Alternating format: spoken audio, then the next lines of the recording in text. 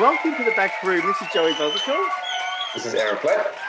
and we're here to launch the very first episode of Secret Men's Business, SMB TV, the first men's mental health program. Can you believe that? Actually, no. No, I can't. But firstly, I want to say thank you for inviting me to do this. It's an honour to be a Well, part look of at this. this. I didn't even talk about costumes or outfits, and bang, we're matching. Matching. Look, even check out the decor. So it's really exciting. So how have you been? I'm really good. Be more specific. Are you talking about anything in particular, or just stuff in general? It's the beginning of 2021. Has it been a good start to January? It's been good. It's been really great. This is my first. It was my first Christmas and New Year's off for 15 years, so it was nice to have that break and not have to worry about going to work and just needing to be somewhere, so I could just do and be whatever I want at any time. It was really good. Really enjoyed that for a change. Yeah, it's sort of unusual to have. You see, you're talking about break, and I want a break. Like I should be in Byron Bay right now. I think you need a break. I need to be in Byron Bay. That's where I'm. Every time I book my flight, the lockdowns happen. So I keep getting these vouchers. So I will eventually. How's it been for you? This year, Yeah. I have to admit, last year, like 2020 was the best, but January has been heck at the deck. It's Yeah. been. I've been a therapist for 15 years. I've never seen so many clients in my life. What's It's the like theme? Exploded. What's the theme for you at the moment? Anxiety, not being able to cope with change, not knowing what to do, that sort of stuff. And it's been a mixture of men and women, which is, I thought it was going to be more men, but it's a mixture of both. I think that people start the new year, and that's a normal time to sort of to evaluate, what you want. And because of COVID, I think a lot more people have done that, and they've been waiting. People have patiently waited for 2020 to end, and now it's ended. They're going to get help. So yeah, it's been good, but you're right. I do need a break, so I'm planning on a little getaway. So the show, this is going to be a great show, everyone. Today we've got a lineup that is longer than my arm. So the way that the show works, and the reason why we did this is because rather than having all these segments that you need to go and find, we thought, you know what, people are missing certain things, so let's bring everything into one place. So there's going to be two ways now that you can see stuff. One will be on the back room, where Aaron and I will host a show and we'll introduce probably 4 or 5 segments every fortnight. And all of those segments will be on the normal SMB TV playlist anyway. So if you want to just find one person, you can do that. But this way you get to see 4 or 5. Great idea, isn't it? Great idea. We're like Oprah now. So what do you feel is going to be the vibe? What do you think is going to happen after, a few months of doing this? People are going to love us or hate us? I can't put any speculation on that. Look, I don't know. I'm not too sure. As long as we, deliver what we say we're going to deliver and do it, that we have a genuine interest in this, I think that people will hopefully connect with that. Yeah. So, I think because it's different, I think hopefully people will connect. Like I got a really weird email today from Brussels. Like someone emailed me from Brussels. They weren't selling anything. They just simply said, "Hey, we just want to let you know that your secret men's business program is doing really well in Brussels." And so we're number 4 there, number 4 in the mental health arena.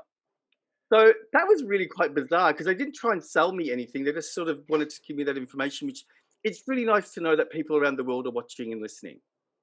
and congratulations to you for 13 years of Secret Men's Business. I know, but you got to remember that. Remember the first 12 years, nothing really happened. I have to thank coronavirus because that's what exploded all of this. People being at home, bored, and then all of a sudden, I remember going to bed and waking up, and there was like 2,000 more members in a day. So it was really quite a bit of a shock. So it was exciting to go, wow, okay, now we need to start working. So can I ask you, what is your view on mental health? How do you see mental health in Australia and the world? There needs to be, I guess, how much more awareness. It has to be, and it's okay because a lot of people have it, and I've suffered from depression myself, Yeah. And So, I, you, and so you're it's, saying that we should be accepting it and talking about it? yeah, definitely. It should be brought to the table. Should be talking about it. It's not. It should be a taboo subject. It should be something that should be quite open to talk about. And there's no shame in that. No shame in it Yeah. at all. I mean, we still Okay. have a long way, I think, for men, unfortunately, but we're getting there. We're definitely getting there. And, hopefully something like this will start to open it up. So why don't we go to our first segment? Sure. I'd like to introduce our first female addition with Secret Men's Business today. It is Sandy Curtain. She's going to help us talk about men's addiction. And I can't wait to have her join us and provide segments. And I'm really looking forward to this so that I can learn myself about it. There's all these expectations, I guess, or thought process of what addictions is. And I'd love to hear her side and what she is going to bring to the table. So I can't wait.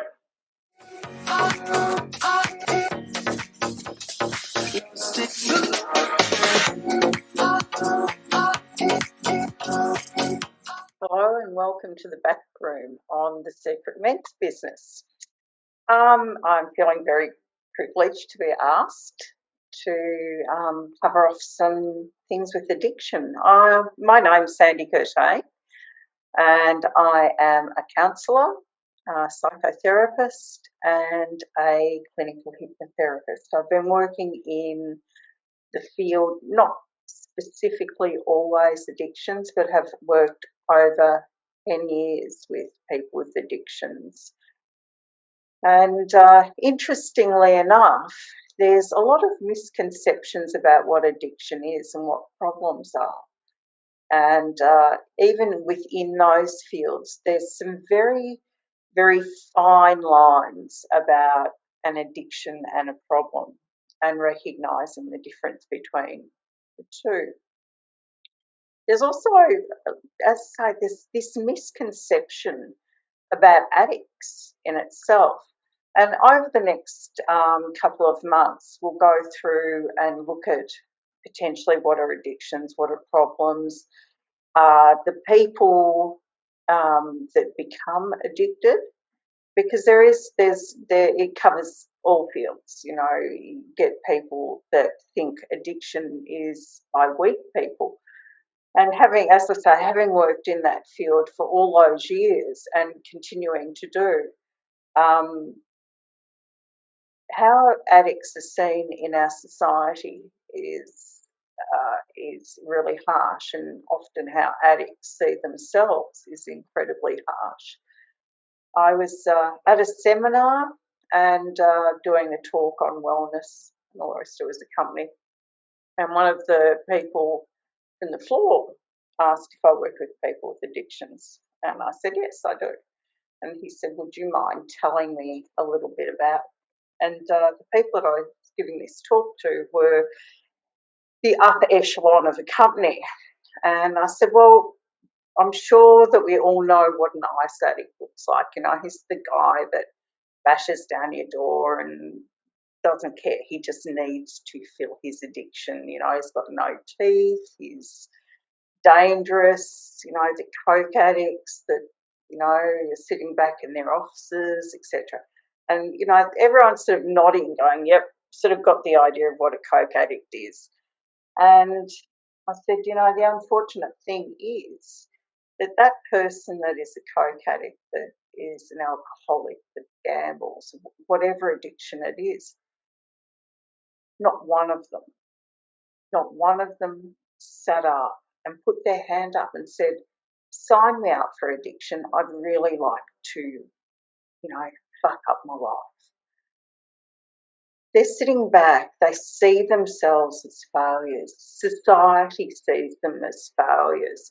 So to go into recovery, it's a real case of allowing themselves and society to see them differently. Of course there are, the addicts that just lose all moral compass or potentially didn't have a moral compass within that. But even in that, they didn't sign up for it. They didn't go, I'm really going to do this. The reason often people are drawn into those spaces is because it gives them a feeling of empowerment. You know, you get kids being groomed in school, they see people around them and it becomes cool. We get the social media giving all of that support in some way or another, of that in some way it can be cool, otherwise it's not. You know, look at music industry, television industry, etc. It goes across the board. You know, and people become products of their environment. How people see them, it's just like how we classify and name call in all areas of life. It's time that we start moving out of that and stop shaming people. I also know that with every addict that I've worked and every addict that I've worked with that's relapsed, I know that when they're in this space and they go, I never want to do that again. I don't ever want to see myself in that space again. Every single time they mean it, they're not lying. But because they relapse, people and they see themselves as failure. So I'm just sort of throwing some of this stuff in there as a bit of a nutshell to open up some discussions about, you know, what an addict is, some of the things. And as I say, over the next couple of months, as long as I'm allowed to be here, thank you to Aaron and Joey, you know, we'll cover off some of the things that can actually help to stop shaming yourself, stop shaming people that you know that potentially are addicts, and some of the things that we can do as human beings to assist, because then we'll cover off a whole new field of what is, you know, assisting someone and what is enabling. Wow, now that is incredibly individualistic within all of that, having worked also with families of addicts, because often they don't know what to do with someone that potentially is in recovery and how to cover all of that off. Anyway, so I thought that I would just sort of give you a quick hello. I can talk for a very long time. Everyone stay in wellness, have the sensitivity to realise that we grow every day. People that are addicts didn't sign up for it. They didn't mean to become addicts. How do you recognise when you're becoming addicted? How do you bargain out of it? Because often people bargain throughout that. So there's lots and lots to talk about within that, you know, how society sees addicts, etc. We'll talk about different types of recovery, people that I've worked with and the things that they've done. But if at all throughout any of this, if there is anything that you would like to specifically cover off, just get in contact with Joey or Aaron, put in a question. I'm happy to cover it off. And I suppose that's just a quick hello, and I'll get back with you next month. But thank you very much for having me here at the back room, and back to you, Joey and Aaron. Coming up next is The Bear Gardener, a new segment on the Back Room and SMB TV. We're going to be speaking to Ian Buckley-Walker, all the way from London, UK, and he's going to teach us all about indoor plants. Over to you, Ian.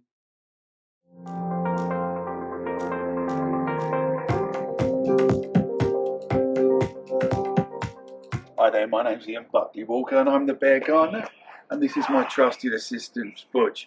We're based in southwest London in the UK, and we've been asked to give you a few tips on gardening over the next couple of weeks.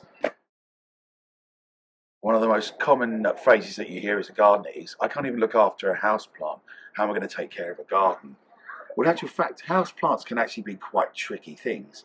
We all know that plants produce oxygen and they take carbon dioxide out of the air. This inside a house environment can create such a big difference.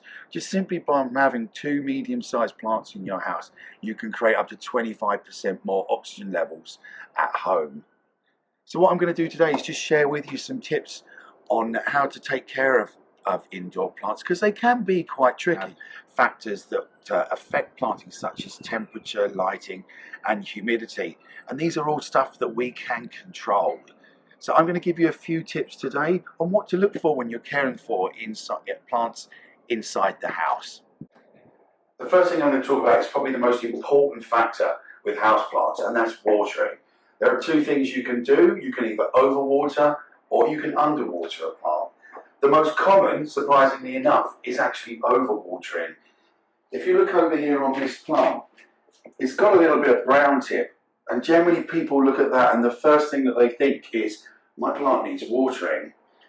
Now, to give you an example of what a plant looks like when it does need watering, I've not watered my poinsettia for nearly 2 weeks now, and if you look at the leaves, they're actually starting to droop. So there's a bend in the leaf. The leaves are becoming heavy.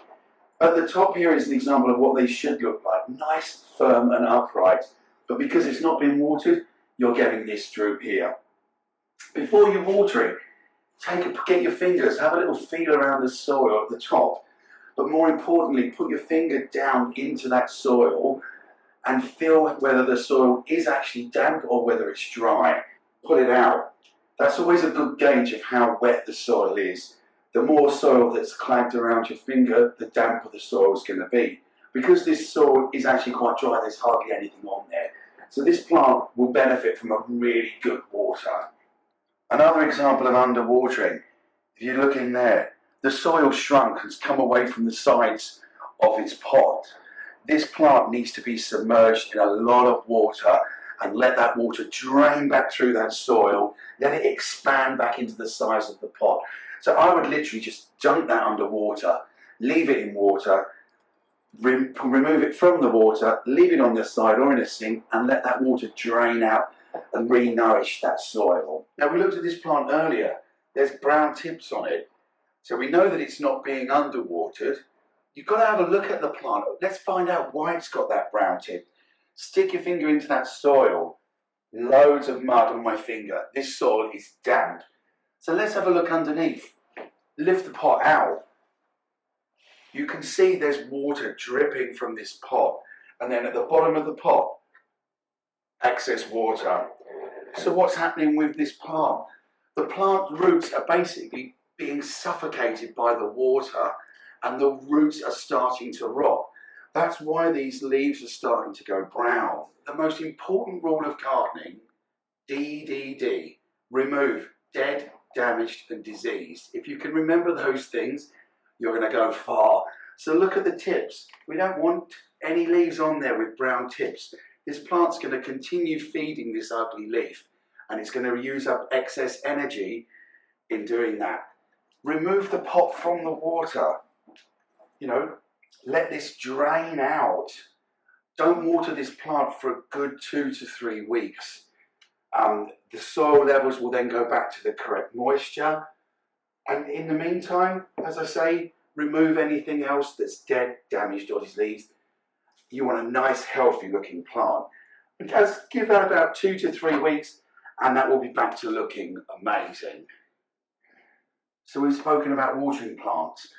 One thing to remember with the indoor plants is they weren't actually designed to be inside. They were obviously outside and we brought them into an internal environment. Now these internal environments are going to have big effects on how a plant thrives in a house. During winter here in the UK, we've got radiators that come on. These radiators obviously warm the house, but what they do is they dry out the air considerably. And on the flip side, if you're in a hot climate, like Australia, when you've got your AC on, that also is going to dry the air out. So what does dry air do to house plants? This Deconvacia looks really healthy. We know that it doesn't need any watering because the soil levels are nice and perfect there. But if you look at the leaves, they feel quite crispy. That's because the dry fake air that we're creating in this house is starting to actually dry out the leaves. Now you can remedy this, and here's my Totes Mask demister here, just by giving this plant leaves a spray.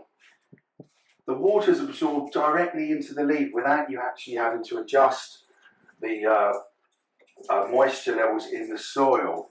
And doing this a couple of times a week will have such a benefit on these. We're back here with my lovely points to talk about my next point. That's the pot size. This is quite important for the plant, and this is what can create quite a lot of issues for the plants that you're trying to look after in your home. Now, generally when you buy a plant, they put it in a tiny little pot with very limited amount of soil because it's cheaper for them to produce and it's cheaper for them to sell. One of the things that I would always recommend when you get a new pot or a new plant is to actually pull it out of its base. Have a look at the root ball there. Now, as you can see, this root ball is already being twisted around the soil levels. There's a lot of root on show, which means to me that needs to be repotted into a slightly larger pot to allow those roots to really grow into that soil and be able to feed off that soil properly. So if you're thinking of choosing a house plant, what house plants can I recommend that to you will clean the environment of carbon dioxide, produce lots of oxygen for you, easy to maintain and easy to look after? I'll give you a few for example. So my first plant that I'm going to introduce to you that is so easy to look after yet so difficult to pronounce is the Dracaena trifasciata, also known as the snake plant or mother's tongue. You can't kill these babies. You can overwater them, leave them for months on end, and they just seem to thrive. Whilst they're not the most attractive of plants, they can produce massive amounts of oxygen, and these plants actually are one of the top producers of oxygens for indoor plants. The second part is the Monstera deliciosa, or the cheese plant. Once again, these produce massive amounts of oxygen for you. They draw in all the carbon dioxide from in the air, so they're really good for being around the house. The last plant I could recommend is the Dieffenbachia. We showed you one of these earlier when I was misting it back in the house. They're relatively easy to look after. Now, with all of these plants, one thing that I would make sure that you get is go for a medium size. If the pot's too small, you risk the pot and the soil drying out really quickly. So keep the pot size nice and large. Medium sized plant, not too big, not too small. So I would suggest something around this kind of height here. Well, thank you for listening to me. I hope I've given you loads to think about when it comes to indoor plants. If you do have any questions, then you're always more than welcome to email me at thebeargardener@icloud.com. Thank you for listening and see you next time.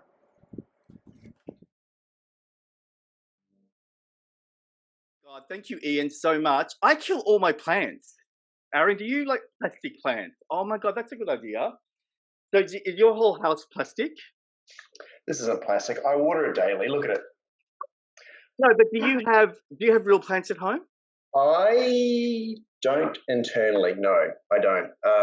I do have a lot of outdoor plants, which are incredibly hardy. They are low maintenance, and I do nothing with them. In fact, I've got some elephant's ears out there that I hack the crap out of them. It's like I'm going through the Amazon jungle, tear them off, treat them like shit, and they just grow back. Like, they just love it. They love it. I'm the opposite. I buy all these plants and I do everything in my power to make sure they live and they don't live. Isn't it funny how, like, you know, my dad has got a green thumb and he's never ever killed a plant. Like, what is that? What is that green thumb all about? Like, obviously Ian's got it in the UK. How do you get a green thumb? Where do you put your thumb to make it go green? I have no idea. Hey guys, we're welcoming one of our regulars, Grant Shepherd, with his usual segment of Men's Secret Enlightenment, but today we'll be discussing kindred kindness.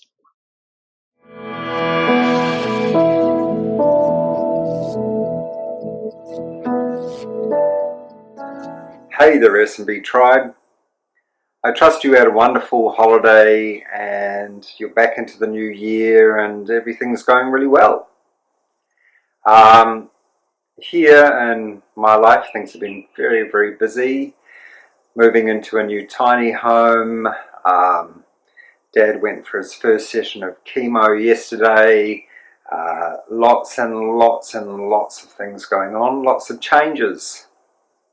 And so what I thought I'd talk about today is a really important component of enlightenment. And it's about being human and about being kind. And often I've found in my own practice that when I meditate or when I do spiritual reading or when I teach Tantra, that there's a lot of emphasis on transcending the physical body and going to higher states of consciousness. And that's all well and good, and that's true. I mean, that can definitely be attained. And there is something to be said for being kind and for being human and for being real.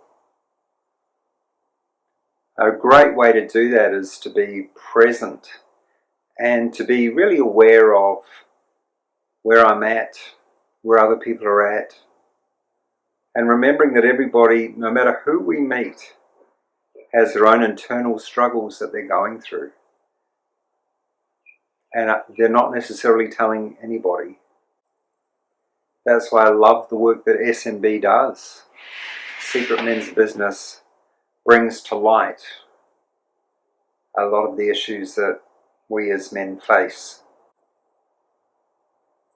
So enlightenment and meditation, it has great impact on our mental health. Great impact. And one of the ways it does this is it helps us to remain kind to ourselves, to others, to the planet, to animals, to everybody.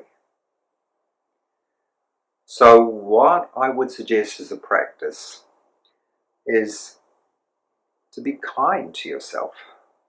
Every time you hear negative self-talk, just put it to the side. Every time you want to judge someone, put it to the side. Every time you say, I'm not good enough, put it to the side. It's all that is needed. And over time, this kindness will build and build and build. And it will make your whole existence very kind. And as a result, there will be happiness. So, have a great week and speak with you very soon. Thanks, Grant. That was really interesting, wasn't it, Aaron? Like, I loved it. tell me, how kind are you often? Are you oftenly kind? Oftenly kind. I've never heard of that. Is that right? And English? that's oftenly kind. I believe I am. I think kindness doesn't cost you anything. Yeah. Nothing wrong with saying hello, and especially like you're going through a checkout and you forget the person's name and you go, "Thank you, Sally. Thank you so much. How's your day?" And they just go, "Good, thank you." I think if you recognize people, because I've worked in the industry myself, so if you actually recognize somebody in the service industry, it's just something so small. You can make somebody's day, make Yeah, somebody's well, tell me smile. about that. Like, how are people like when you, in your old job? How were people towards you? Were they kind? In my flying career, Yeah, worked for an airline. What do you mean? As in, like passengers and all that. Were they polite? Were they nice? Or did you see a variety of things? I saw a variety of things, but being in the industry or the service industry is that if somebody made the effort and was kind to me, I'd be incredibly kind back. Not incredibly kind, that's not the way. You know, people appreciated what I did, and that made me feel special. And that would mean that I'd bend over backwards for somebody else. And that's what the industry is that if you actually look after people in that industry and treat them with kindness as well, what they or what we would do to give that back to you would be tenfold. So Yeah. Does that mean if someone's nasty, you don't give them kindness? Oh, I give them kindness, but it's more I just give them a level of, and Yeah. I mean I can't do any more than that. There is a saying, you can kill them with kindness, and you can. Yeah. I mean, one thing that I always did, I always tried to be nice so I can get upgraded, but it never works. Well, there are situations on the aircraft we couldn't do it. Coming up next is Lawrence Akers, and he's going to be talking in his segment, A Celebration of Life. Now, be mindful, in the next month, we're going to get a new host. I'm not going to tell you who yet, but we're going to get someone who's going to take over from Lawrence as he starts our new segment. But today we're going to be talking about thoughts, and he's going to look at how thoughts can impact what we feel. Over to you, Lawrence.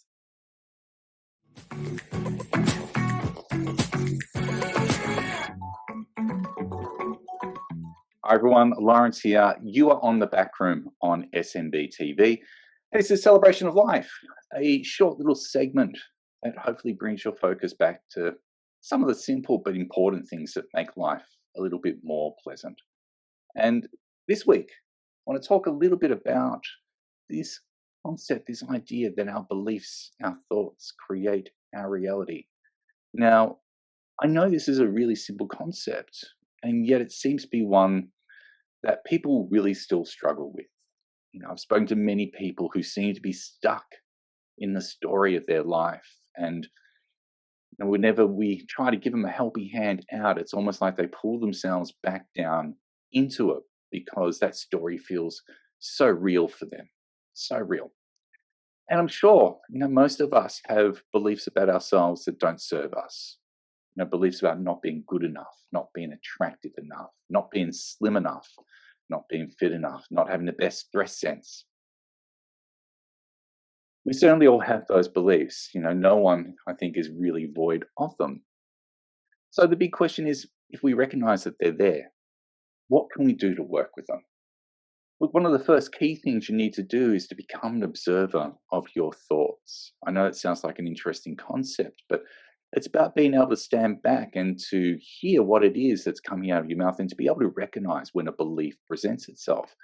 This could be a challenge, of course, because when we're talking about our reality, our subjective reality, those beliefs form it. They're the construction of it. They're the material and the fabric of it. And so quite often it's very hard to spot them unless we begin to step back and observe them. And when you do that, quite often you'll hear a belief fall out of your mouth and you'll be able to go, oh, hang on a second. What was that? So if you start to hear beliefs about not being good enough, that kind of limiting belief that you have, that's what you're looking out for.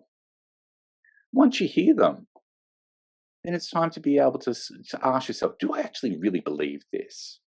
I was working with someone recently who said that they couldn't trust anybody. And my immediate question to them was, is that actually true? And when we drilled down into it, we were able to identify people that person could actually trust. So we were able to dispel that belief, no matter how real it felt for that person at that time. Once you begin to question that belief, once you begin to break it down, you can start to ask yourself, well, what's going to be a more beneficial belief? What's going to be a belief that's going to serve me better? Because when we have beliefs that come up with, I'm not good enough, you have to ask yourself, is that belief helpful for you? Is it actually providing you anything other than keeping you small so that you don't put yourself out there and fear having that belief confirmed? When you start to build more beneficial beliefs, you can start to ask yourself, well, what's going to work? It might be something along the lines of, I know I can trust people when there is a genuine connection. Or something along those lines. You're going to know you best and you're going to know what's going to work. Really, at the end of the day, without being too crude, what you need to do is to learn how to tell yourself to shut up and to get out of your own way and to allow you to do the work you're going to do, allow you to do the person you're going to be. Once we learn to be able to tell ourselves to get out of our own way, to shut up, then you can start to think about what kind of thoughts are going to be beneficial instead. What kind of person do you want to be? What do you want to make a stand for in this world? What's going to be meaningful for you?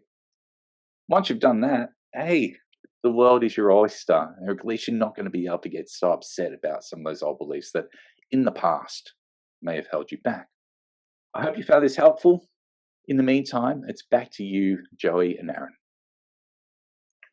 So Aaron, what is one of the thoughts that you've been holding on to all your life and you think it's true, but it's not? What is something that you believe rattles around in your head and you think it's all true, but it's not? Not being good enough. So you hear that voice?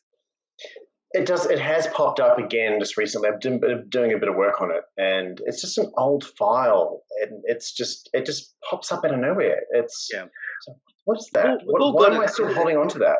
Do you think does it get turned on when you see other people and you say to yourself, I'm not like them? What's your trigger to bring it on? I guess I'm doing a little bit of study at the moment. I'm doing a little bit of stuff, and it's something, when you go into something new and you've got to start from scratch and then you've got to work your way up through. So I want to get to this end, but I've just started here, but then there's all the stuff again. So all this self-doubt is, all I know is I've just got to just do it. Yeah. And it's just that old, I'm not good enough. Well, you've also got to not listen to that message, because I think the more that we tell ourselves that that's not real, the easier it is, because it's sort of like, I guess, being drunk and thinking that what you're seeing is real, but it's not. So you've got to just do the same thing with your stories in your head, is say, okay, thank you, it's there. I mean, it's everyone has it. I had one, you have these things that come up that you think, why am I feeling that way? Because it's just, insecurities or comparisons, like you said, but learning something new. How are you feeling about today's show? How are you feeling? You feel that you're good enough today? Yes. Yeah, I am. I do feel good. I feel good. Yeah, I am good enough for this. You are. You're the best. I am. Thank you. And I'm going to thank you for giving me the opportunity. You're the A in the back room. You're the A in back room.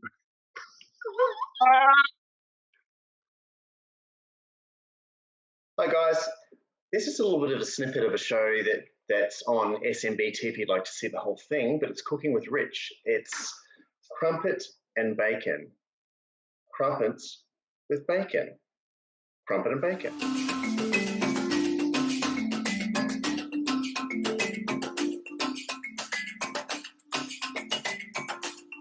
Alright, so here we are, first episode back, SMB TV, or should I say the back room on SMB TV. It's good to be back. Anyway, I've got things going at the moment, so I've got some bacon happening, 2 eggs here. I'm trying to eat more breakfast, so I'm not one of those people that can get up in the morning, run into the kitchen, scoff their faces to get up for their day. I need at least 2 to 3 coffees and a few cigarettes to go with each of those coffees. So this year, my partner and I are trying to eat more breakfast.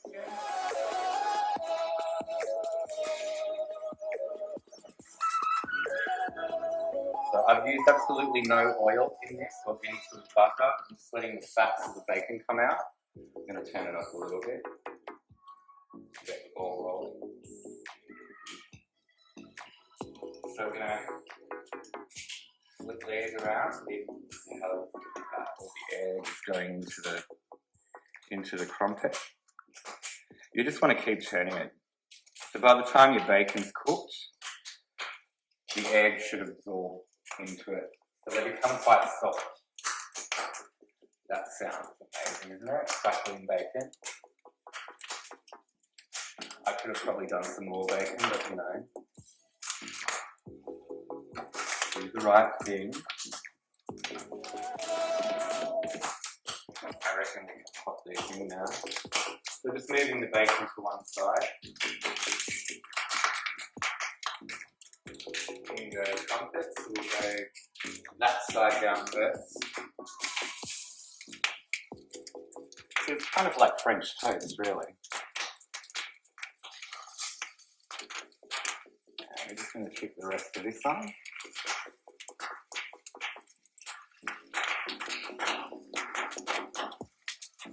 There we go, look at that.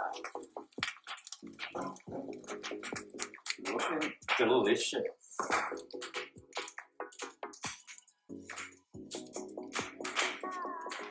Another 30 seconds on that side, I'll flip for another 30 seconds and then we're ready to place. And off goes the heat.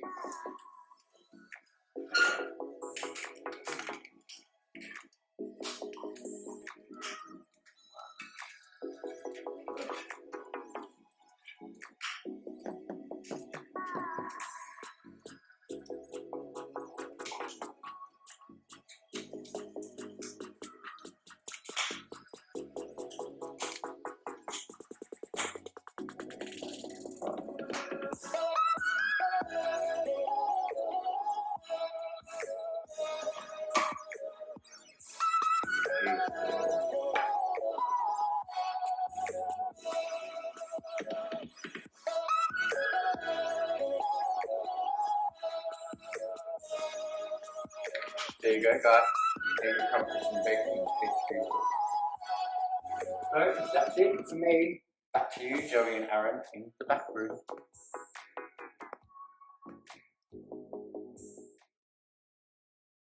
Joey, Yeah. have you watched a little episode or 5 of a show on Stan called It's a Sin? Oh my God. That show ripped my heart in half. You know, I watched it twice, like one night after the other. I watched it twice because I felt like I needed to get more emotional. Did you, okay, so you watched it the first time. Did you pick up on anything on the second time? No, I think I really picked up everything on the first time, but on the second time, maybe details. But the thing is that I found that the emotion from the first time I watched it hadn't changed the second time, which I was surprised. I thought that I would not be as emotional the second time, Right. but I was totally emotional the second time. Still, why am I flushing like this? There's a collection of sister radio. So what did you think of the show? I loved it. What do I think of the show? I loved it because we both grew up in the 70s and 80s, right? So I was 10 when it was, obviously the first episode was put back in 1981. So I was 10.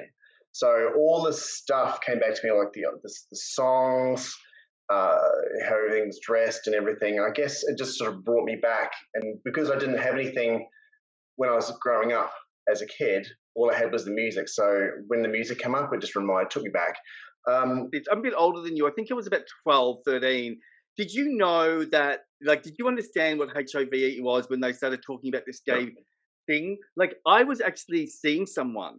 I was seeing someone at school. And I remember, I'll never forget this day. I remember being in the car, being driven to school by his mother, and the radio was on and they said there's a new gay plague. And I sat there as a 13-year-old freaking out, going, not even knowing what gay was, because I didn't even know that I was gay having sex with some boy. But that was what hit me in watching that show. It was like, because all the characters were just coming out. Can you imagine? Like wouldn't that be the luck of the draw, like coming out and then all of a sudden this happens? There's no window for them to, or they had fun still, I guess, but that's what really got me, that their life was cut short by something that they couldn't control. You know? Wiped out and their own little individual journeys. That's what I realised the second or third episode is the lack of the legal rights back then. Because it was new territory, and therefore, if somebody was having a relationship, a gay man was having a relationship with another man, obviously, then, if that one passed away and they were together for 6 years, they had no legal right from anything that they had. No rights, nothing. And it was like... Yeah. And there was Clause 28 back then. See, there was Clause 28. And that Clause 28 came out about because they were... gay pride was really exploding. So we were out of the 70s going into this wonderful time, and they were supporting that. And then all of a sudden, this gay virus comes out. I remember learning about that when I was about 15, and not because Boy George sang a song on it called Clause 28, and I didn't know what that meant, but I knew that he sang it, and I thought, because I liked Culture Club. And later on in life, I discovered it was all about that's the only way that they could suppress approval of gay lifestyles, because they found that how could they approve a gay lifestyle when they're doing ads on TV about gay sex being connected to AIDS? So it is quite terrible, isn't it, when you compare it to, say, now, how easy we can look at a virus now, and even this 2020, and we still have all those same sort of things happening. Did you find that? Did you compare it at all while you're watching it? Yeah, I did. And I guess two segues of this is that, if they were putting so much time and effort into getting some sort of cure or something to help with the disease, if they were putting so much into, what they're doing to the COVID now, it wouldn't be as yeah. That's the other thing, isn't it? It took from 1981, it took till 1987 before they got treatment. So all those 6 years, whatever, there was nothing. They were just waiting and waiting. One thing I wanted to say is I really thought that show was about Jill. For me, it was about Jill, right? Because I know the story and I can relate to the guys, but Jill to me was the glue of that whole story. How this woman that doesn't really know these guys falls in love with them, moves into the Pink Palace, and then she looks after them. I just thought that was so that was beautiful. Like seeing that, because so many women did that. Like so many women must have done that for their friends, and you know, to think that, you know, we sometimes don't think about our fag hags from back then. Well, I know that's a bad word, but that's what it was called back then. Well, it's kind of like a colloquialism that we all have, and it's a saying love, basically. Like the guys didn't care about her as much as she cared about them, and that's the beauty of it. Like, did you know Jill's mother in the show? That was Jill. That's the real Jill in real life. Yes, they gave her a role in the movie, in the show. Was it based on a true story? Yes, it's based on the it's based on the writer's true. It's his true account. I got goosebumps. Yeah, so the guy who wrote Queer as Folk and all those Banana and Cucumber, and I think he did this some years and years, the show years and years. He's always wanted to write about his experience about coming out. And so he's always been waiting because he's going to want to watch it, but he decided to release it because of COVID, right? And so he survived because he lived in the country, and so he didn't get to see all of that, and he wasn't really as sexual as say the characters in the show, right? And so he was able to. But all those people are true people. He lived in the Pink Palace. It's a real place. See, that gives us so much more weight now, because I didn't know that. And you obviously knew that going into it, and knowing that Jill was in it. So therefore, no, I didn't know till after. I didn't know till after because see, what I do is when I like something, I get really obsessive and go on YouTube and watch all the interviews. And so I watched it twice, and then I thought I can't stop. I need more. So I went in and watched the interviews, and then he told us all of that. He shared that all those moments were real. Wow. Especially like, and we don't want to give too much away for those that haven't seen it, but that guy, I don't know the name of the character, the one that was really quiet and then he got the fits. That was Colin. Oh my God, Colin made me cry the most. He was so innocent, and it was just heart wrenching to see. Yeah.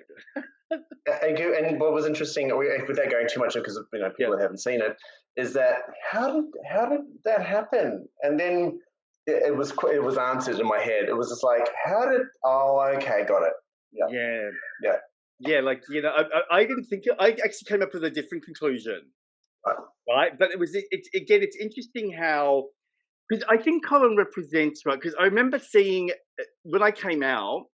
That was one of the big stories that I heard, because we were young, right? Where people would say things like, oh my God, I only had sex with one person, right? And I got it, right? And then you've got all these other people that are having promiscuous sex and they didn't get it. So that story was really quite big in my time, where people that I knew that had HIV had only slipped up once.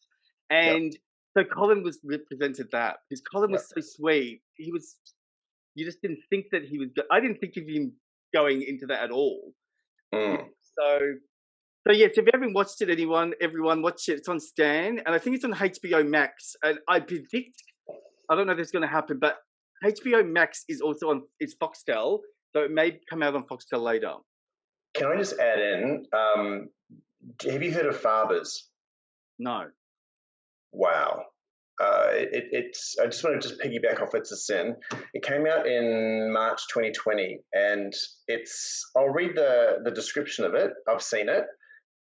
It's the Fathers Project imagines a world where AIDS never happened and a generation lived to create a queer utopia, blending real history and historical figures with fiction. So it's like a sliding doors moment of what could be now if the gay men weren't wiped out. And so they're doing a show based on there's no AIDS. Where can we watch this? It's on Vimeo. Okay, Vimeo. So do you have to join that? Do you? Or no, I don't think so. Just Google it. I think. Fathers. So it's called Fathers, and I've seen it. It's amazing, and again, it just gives you that. What if sliding doors moment if all these men that were in high profile jobs, all from the walks of life, dancers, models, you know, like thousands of people died. Millions of people died. Yeah, like back then, like I think it was. I can't understand why thousands of people died and no one did anything. I mean, we're the role models. Like, not we are. Where are the role models? I mean, as Yeah, in, I don't think so, are there role models except for Kim Kardashian. It's like, you know, there doesn't seem to be many. Like maybe we should talk about that next time. Is what? That's our research. Okay, we'll talk about what gay role models we have in 2021, because I can think of some TV celebrities, but I don't really know any. There has to be some more advocates and more people that are doing more than just appearing on shows. Mm. All right, we'll do that next time. That's Deal? good. Deal. So we're coming to the end of the back room, our first episode, and we just wanted to talk a little bit about what's coming up in our next episode. So we're going to be introducing a lot of new people, especially from different places, not from Melbourne, because we're both Melbourne boys. So the first one that we're going to be introducing is Steve Spencer from Sydney, and he is a specialist in all things sex for men, especially sexual health. So he's going to be hosting a special segment called Men's Sexual Health Advocacy, and that's on in 2 weeks' time. What else is coming on? Looking forward to hearing from Blake Ryan with his men's community connection, talking about a whole range of support groups for men. Looking forward to that. Yeah, and then we're going to have regular segments on there, but you know, at this stage we're exploring to see what we're going to put on. But the most important thing is, since we started the back room, Aaron, we're getting lots of people that are asking if they can volunteer or they can supply information or run segments, and that's really exciting. So it means that we're going to have a variety of different people doing different things, which is so great. Now, don't forget as well, the men's health trilogy is still on every Friday on SMB TV. We were going to be using it as part of the back room, but as we thought, that's a lot of content, so we'll give them their own sort of segment. So if you want to do anything fitness, just go across to the SMB TV and look up the Health Trinity. Also, the Secret Men's Business podcast will continue, and everything else will be the same. So it's going to be an amazing year, I think. I'm looking forward to exactly what you said. If people want to write in, or not write in, but who does writing these days on paper? If anybody wants to text in, or just give us some ideas, or if people want to hear about something, or not too sure about something, or like to hear about, I'd like to hear about this topic, or I don't really hear much about that, or can we talk about this? Please let us know, and we'll do our best to do something about it. But definitely, it's research it and see what we can do for you, because we'd like to hear new things from different people. That'd be good, wouldn't it? It'd be good to actually do things that people want to see or hear about. I think that's a great idea. And, you know, don't forget, the number one thing that we really want you to do is subscribe. So hit that button, hit it now, hit it harder, and subscribe to the back room, subscribe to SMB TV. So every time there's a new segment, it'll be a little notification bell going off. Aaron, it's been a pleasure working with you on this first episode. It's a landmark episode. It's been a pleasure working with you too. So I'm Joey, saying goodbye. Goodbye from Aaron. And who are you? What's your name? Aaron. And it's goodbye from Aaron. Bye. See ya.